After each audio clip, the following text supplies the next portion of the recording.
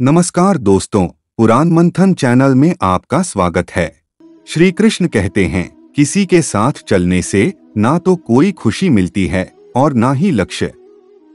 इसलिए मनुष्य को सदैव अपने कर्मों पर विश्वास करते हुए अकेले चलते रहना चाहिए।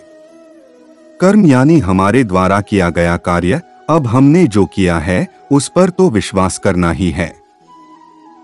यह एक तरह से बीज है। जैसे बीज लगाने से उसका अंकुरण, पल्लवन, पुष्पपन और फिर फल, यह क्रम होता ही है। इसी प्रकार हम जो कर्म करते हैं उसका फल तो मिलता ही है। जैसा कर्म वैसा फल। अच्छे कर्म अच्छे फल, बुरे कर्म बुरे फल। आज तो बबूल के बीज बोने वाले को आम कभी नहीं मिले हैं। इसी तरह बुरे कर्म करने वाले को कुछ समय तक भले ही वाहवाही मिले, लेकिन अंत में अपना किया भोगना ही पड़ता है। कर्म फल सिद्धांत का कथन है कि जगत नियमानुसार चल रहा है, अराजकता से नहीं। आम का बीज बोएंगे तो आम के मीठे फल आएंगे, नीम के कड़वे फल नहीं। हाँ, कुछ मौसमी पौधे हैं जिनके फूल फल शीघ्र आ जाते हैं। कुछ विराट वृक्ष हैं जिनके फलने में सालों लगते हैं। कोई अपने बच्चों के साथ मेहनत कर उन्हें अच्छी शिक्षा देता है। उस समय भले ही उसे कष्ट उठाने पड़े, लेकिन भविष्य की गारंटी है कि उसके कर्मों का अच्छा फल मिलेगा। गीता का मुख्य मोटो कर्म ही तो है। श्री कृष्ण कहते हैं, मनुष्य अपने विश्वास से निर्मित होता है। जैसा वो विश्वास करता है वैसा ही बन जाता है। खुद पर विश्वास रखे और अच्छे कर्म करते जाएं। जीवन में कर्म की महत्ता सर्वोपरि है। कर्म पर आस्था का तात्पर्य यही है कि हम सब कुछ ईश्वर पर छोड़ने के बजाय कर्मशील बने और खुद पर भरोसा करें। जब हमारा स्वयं पर विश्वास पैदा हो जाता है तो उस परम शक्ति में हमारी लौ लग जाती है और हमारी भटकन भी दूर हो जाती है। अच्छे या बुरे कर्म में क्या अंतर है? कर्मों का यदि वर्गीकरण करें तो स्पष्टतः दो ही कर्म जीवन में हैं, अच्छे या बुरे कर्म। अच्छे कर्मों से जीवन सुधरता है। मनुष्य प्रगति पथ पर आगे बढ़ता है। इसके विपरीत बुरे कर्म हमारे जीवन के लिए स्लो पॉइजन का काम करते हैं। ठीक वैसे ही जैसे शराब या मादक पदार्थों का आरंभ में दुष्प्रभाव दिखाई नहीं देता, लेकिन धीरे धीरे ये पदार्थ व्यक्ति के शरीर को अंदर से खोखला कर देते हैं। बुरे कर्मों में लगे हुए व्यक्ति का जीवन भी एक शराबी की तरह ही है, जो हर बार शराब का नशा उतरने पर शराब नहीं पीने की कसम खाता है, पर फिर उसी नशे में डूब जाता है। असल में दोनों ही मामलों में दृढ़ संकल्प शक्ति की जरूरत होती है, और सबसे उल्लेखनीय बात यह है कि यहाँ परिवार की कोई भूमिका नहीं होती, बल्कि स्वयं ही पहल करनी होती है। लेकिन कर्म करें और फल की इच्छा न करें, क्या ऐसा हो सकता है? जब हम कर्म को पूजा मानते हैं तो उसके पीछे का भाव भी यही है कि हम सत्कर्मों की ओर प्रवृत्त हों। भगवान श्री कृष्ण का संपूर्ण जीवन कर्ममय है और महाभारत के युद्ध में उन्होंने अर्जुन को भी उसी मार्ग पर चलने की सीख दी थी। सारथी बनने के बावजूद वह कभी अर्जुन से यह नहीं कहते कि मुझ पर भरोसा करके युद्ध करो तभी सफलता मिलेगी, बल्कि कहते हैं कमनेर्वाधिकारस्ते मा फलेषु कदाचन का संदेश देकर अर्जुन को कर्म के लिए प्रेरित करते हुए और फल की आकांक्षा से विमुख रहने की सलाह देते हैं। श्री कृष्ण जानते थे कि कर्म करने पर उसका फल सुनिश्चित है। समस्या सिर्फ कर्म की दिशा भर ठीक होने को लेकर है। अगर दिशा ठीक है तो मनोवांछित फल प्राप्त होने में देर नहीं लगती। कर्मों पर हमारी यह अटूट श्रद्धा कैसे पैदा हो?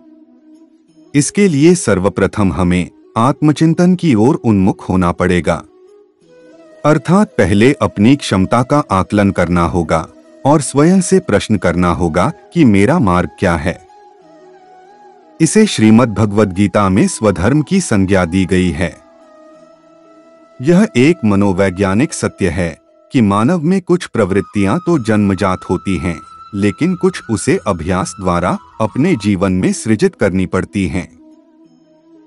अभ्यास द्वारा सृजित की जाने वाली प्रवृत्तियों को ही हम आत्मचिंतन से प्राप्त कर सकते हैं।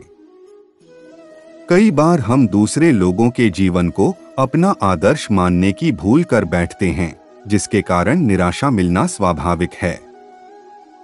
मसलन कोई बेहद अमीर है तो हम भी वैसा ही बनने की कोशिश यह जाने बिना करते हैं कि हमारी क्षमताएं क्या हैं। इससे अक्सर ही निराशा हाथ लगती है। अच्छा हो कि किसी दूसरे को अपना आदर्श मानने के बजाय हम अगर स्वयं को ही अपना आदर्श माने और दूसरों के पीछे भागना छोड़े तो हमारे जीवन की सार्थकता सुनिश्चित है। निश्चित तौर पर हमारे अंदर की यह अटूट आस्था ही हमें श्रेष्ठ कर्मों की ओर प्रेरित करेगी। हमारा रास्ता खुद ब खुद निर्मित होता जाएगा। कहता है कर्म यही, तू मुझे करता चल, अच्छा या बुरा यह तो तुझ पर निर्भर, आने वाले कल में फल उसका ही पाएगा। सौभाग्य का द्वार हम कैसे खोलें? इस बारे में यह ध्यान में रखना होगा कि कोई भी व्यक्ति स्वयं में पूर्ण नहीं होता। इसलिए किसी एक क्षेत्र में सफलता प्राप्त व्यक्ति दूसरे किसी क्षेत्र में वैसी ही सफलता पाले, ऐसा जरूरी नहीं है। इसका कारण सिर्फ एक ही है कि मानव की क्षमताएं उस परम शक्ति की तुलना में अत्यंत सीमित हैं। हकीकत यह है कि उसने हर प्राणी को अलग अलग क्षमताएं प्रदान की हैं। इस क्षमता का ज्यादातर उपयोग दूसरे प्राणी अपना पेट भरने के लिए करते हैं, जबकि मानव अपनी बुद्धि के बल पर सत्कर्मों के जरिए जीवन में सौभाग्य का द्वार खोल सकता है। हमारे कर्म ही हमें सौभाग्य की ओर ले जाते हैं, इसलिए कर्मों की पवित्रता जरूरी है।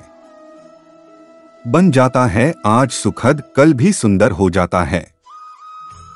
अच्छे कर्मों के करने से ये मन ही मंदिर हो जाता है। अच्छे कर्मों की है निशानी यही, चैन और सुकून खोने नहीं देते। बाधाओं की नदी हो कितनी भी गहरी, हौसले की नैया डुबोने नहीं देते। मत सोच कि क्या होगा अगले क्षण, मत सोच कि क्या साथ ले जाएगा। निर्मल पानी सी साफ है तस्वीर कर्म की, जो बोया है वही एक दिन तू पाएगा। इसी तरह हमारे जीवन के कर्म हैं, कुछ तुरंत फलदायी, कुछ विलंब से तो कुछ अति विलंब से। अगले जन्म तक भी बात जा सकती है, किंतु नियम का उल्लंघन नामुमकिन है। लौटकर वही मिलेगा जो हमने दिया था। अनेक लोग पूछते हैं कि कर्म बंध का सिद्धांत सही है। क्या हम कर्म से बंधे हैं? कुछ प्रतिशत सच है। वे लोग जो बेहोशी में जी रहे हैं, मूर्छा में जी रहे हैं, उनके लिए सही है। वे बंधन में बंधते जाते हैं कर्म करते हुए। जो लोग चैतन्य पूर्वक ध्यान पूर्वक जी रहे हैं, साक्षी भाव में जी रहे हैं, उनके लिए सही नहीं है, क्योंकि वे लोग कर्म के बंधन में नहीं बंधते। जागृति से उत्पन्न कर्म बंधन पैदा नहीं करते। जितने ज्यादा मूर्छित उतना ज्यादा बंधन, जितने ज्यादा जागृत उतना कम बंधन। इसलिए कर्मबंध का सिद्धांत आंशिक रूप से सत्य है। वह मूर्छा की मात्रा पर निर्भर करेगा कि तुम कितने मूर्छित हो। एक बार हजरत अली के पास एक आदमी आया और उसने पूछा यही बात कि कर्म करने के लिए मनुष्य स्वतंत्र है या बंधन में। अली सीधे सादे गांव के अनपढ़ व्यक्ति थे। उन्होंने उस आदमी से कहा कि तुम अपना एक पैर ऊंचा उठाओ। उसने अपना बायां पैर ऊपर कर दिया। अली ने कहा कि अब कृपा करके दाहिना पैर भी ऊंचा कर लो। उसने कहा अब यह संभव नहीं है, एक ही पैर ऊपर उठाया जा सकता है। अली ने कहा कि जब मैंने तुमसे पहली बार कहा था कि अपना एक पैर ऊंचा उठाओ तब तुम स्वतंत्र थे। चाहते तो बायां उठाते, चाहते तो दायां उठाते, या चाहते तो कोई सा भी नहीं उठाते, मेरी बात न मानते, कोई मजबूरी न थी। तुम्हारे पास कई संभावनाएं थीं, लेकिन तुमने जब बायां पैर उठा लिया तो तुम्हारा दाहिना पैर बंध गया। इसे बड़े ही सरल उदाहरण से अली साहब ने समझा दिया। बड़ा अनूठा उत्तर दिया कि कर्म करने के पूर्व हम स्वतंत्र हैं, लेकिन कर्म करने के बाद हम बंध जाते हैं, क्योंकि हमने एक पैर उठा लिया तो अब दूसरा पैर न उठा पाएंगे। फिर एक पैर उठाने का जो परिणाम है उसे हम भोगेंगे। हर कर्म बंधन में ले जाता है और जितनी ज्यादा मूर्छा होगी उतना ही ज्यादा हम बंधते चले जाएंगे। जितनी जागृति होगी उतनी ही हमारी स्वतंत्रता भी ज्यादा होगी। तो कर्म बंध का सिद्धांत आधा सही है, आधा गलत। इसलिए कोई भी कर्म करने से पहले सोच विचार कीजिए। जो बीज तूने बोए आज धरा के भीतर, नेकी करके डाल दो दरिया में, मत सोचो कि कल क्या होगा। अच्छे कर्मों की गति भी अच्छी, निश्चय ही मीठा फल होगा। भाग्य से जितना अधिक उम्मीद करोगे वह उतना ही निराश करेगा। कर्म में विश्वास रखोगे तो आपको अपेक्षाओं से अधिक ही मिलेगा। अपने लक्ष्य के लिए जोशीले और जुनूनी बनिए। विश्वास रखिए, परिश्रम का फल सफलता ही होगा। मेहनत को ही कर्म कहते हैं। अपने कर्म यानी मेहनत पर पूरा भरोसा रखें। और अगर हम कर्म नहीं करेंगे तो फल की चिंता भी छोड़ देनी चाहिए। कर्म हमेशा आपके पास रहता है, वह कहीं नहीं जाता। श्री कृष्ण कहते हैं, अपने कर्मों पर विश्वास रखो और ईश्वर पर आस्था। कितना भी मुश्किल समय हो, जरूर निकलेगा रास्ता। दोस्तों, हमें आशा है कि आपको वीडियो पसंद आया होगा। ऐसी ही कथाएं सुनने के लिए चैनल को सब्सक्राइब करें, वीडियो को लाइक और शेयर करें। धन्यवाद। जय श्री कृष्ण।